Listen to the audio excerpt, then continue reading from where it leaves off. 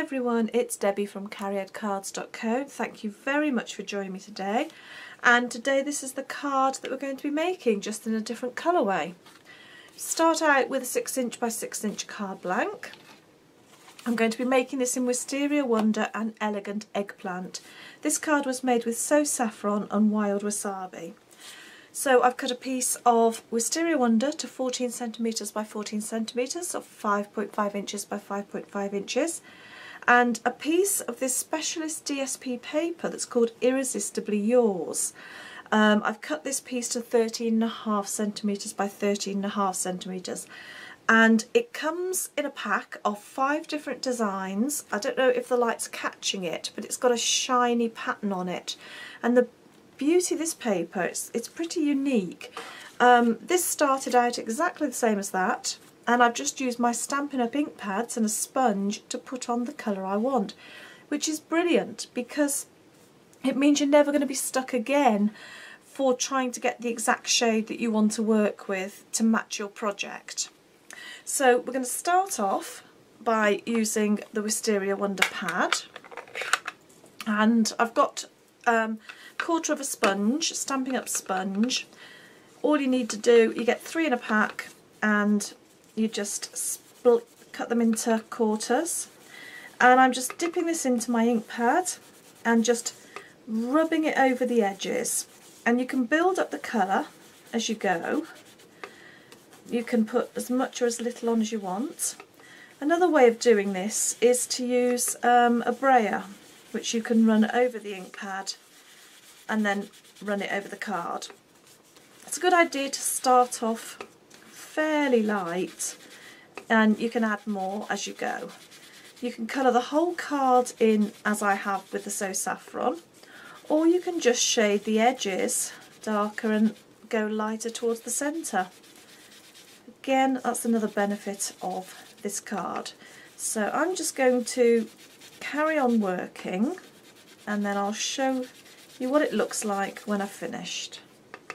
Right, so I've finished doing the inking, and that's what it comes out like, and I think that is just absolutely beautiful. There are 5 designs with this set, and I will be using some of the others in some projects I've got planned in the near future.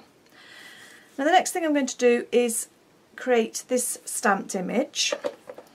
I've used the Painted Petals set. There's 2 sets as part of this, set 1 of 2 and set 2 of 2. And I'm going to use that stamp and that stamp. I'm going to be working with Elegant Eggplant for the leaves and Wisteria Wonder for the petals. So I've just got some Whisper White card here. I'm going to ink up the leaves first of all, and let's use that side. And pop that down. I'm going to be using 2-stage stamping, which means that I'm going to be putting another colour onto that in a few minutes. It does need to be dry first. So what I've done is I've pre-stamped an image that I've allowed to dry because I really don't want to run the risk of the ink not being dry. And the reason for that is I need to put some vellum on the top. Now, for those of you that have followed my blog, you've probably come across me using 2-stage stamping with vellum and a Stampin-A-Jig. I'm not going to go into it in huge detail on this video. If you're not sure what I'm doing and why I'm doing it, just drop me a message, probably either via my Facebook page, or if you email me, cariadcards.co@gmail.com. I will happily explain it to you and give you a link to a video where I've done it in great detail. So for those of you that have seen me do this before and you know what I'm doing, I've put my Stampin-A-Jig there, I've lined up my image there. I'm going to remove the vellum. That's the stamp I'm going to use. I know that corner matches that corner, which goes with the Stampin-A-Jig.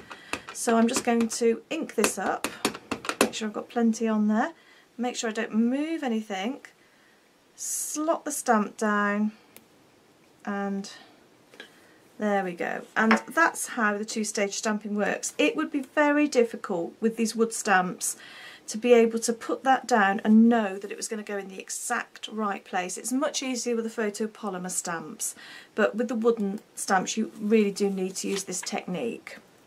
So I'm just going to leave that to dry just for another moment. So while I'm doing that, I'm going to stamp my sentiment. Now I've used on here, "You Are Amazingly Amazing."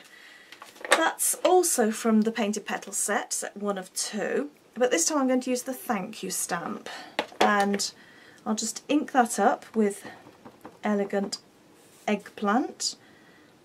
If you have got quite a bit of stamping to do, and especially if you're using dark colours, it's a good idea to do your stamping, just give it a minute or two to dry before you go on and do something else, because you do run the risk of it smudging otherwise.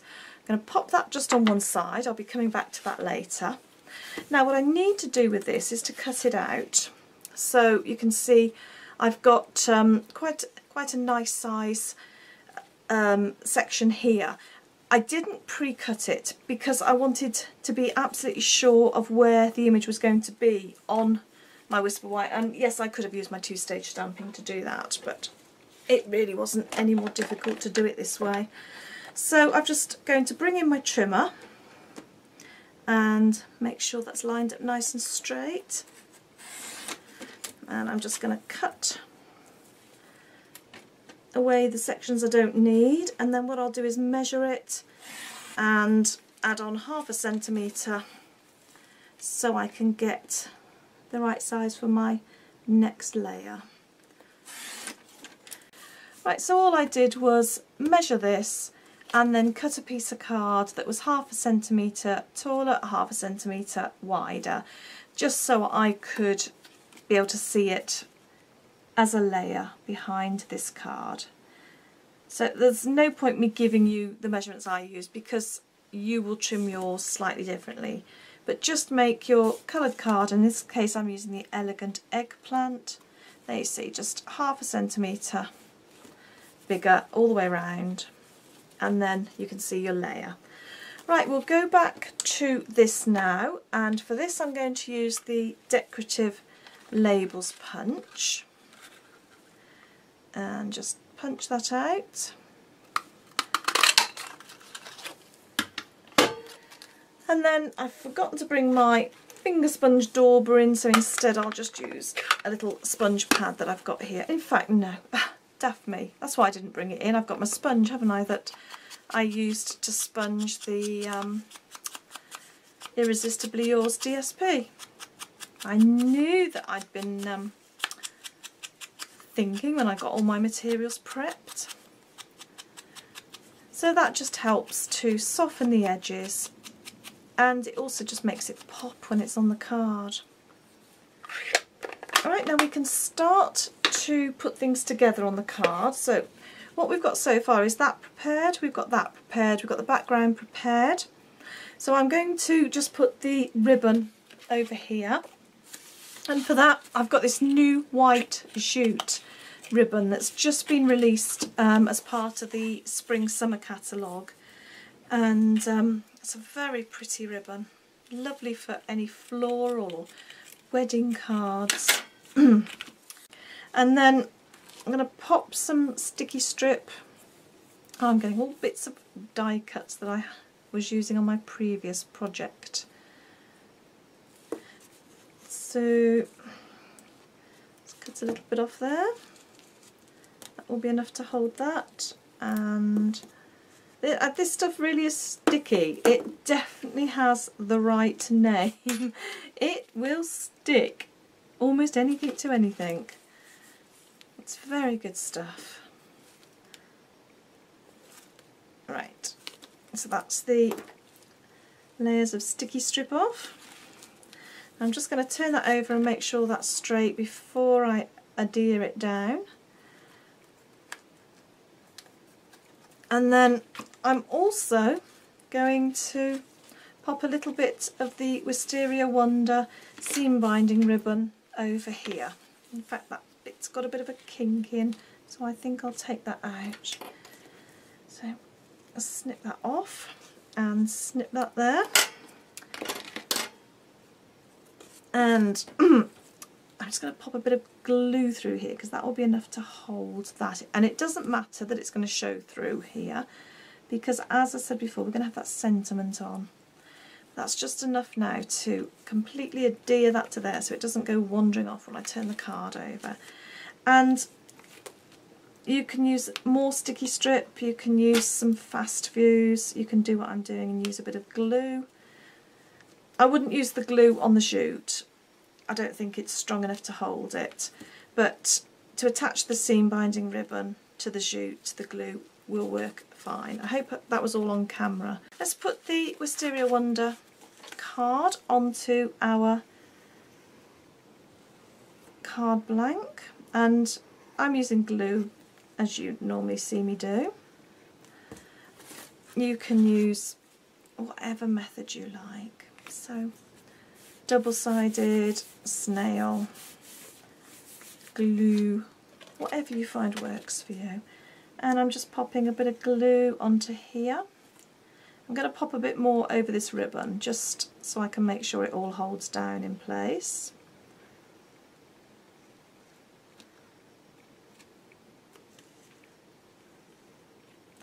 There we go. And then I'll put that on. And isn't that paper absolutely gorgeous, the way that it perfectly matches the background? Because I've got a lot of ribbon there, I'm just pressing nice and firmly to make sure it does stick. Perfect. Okay, I'm going to use some dimensionals to attach that, and I've got those there. So 1, 2, 1 in the middle there, 1 there, and 1 there. So I've got my daily battle with getting the backs of these dimensionals. Okay, and pop that on there. And then this one, now because this has got to adhere to the jute and that, I've found glue dots don't seem to hold it permanently on there, so I'm going for my sort of ultimate fail-safe, and I've got a bit of silicone glue. That will glue anything to anything. Really, I think it's a case of see what works for you.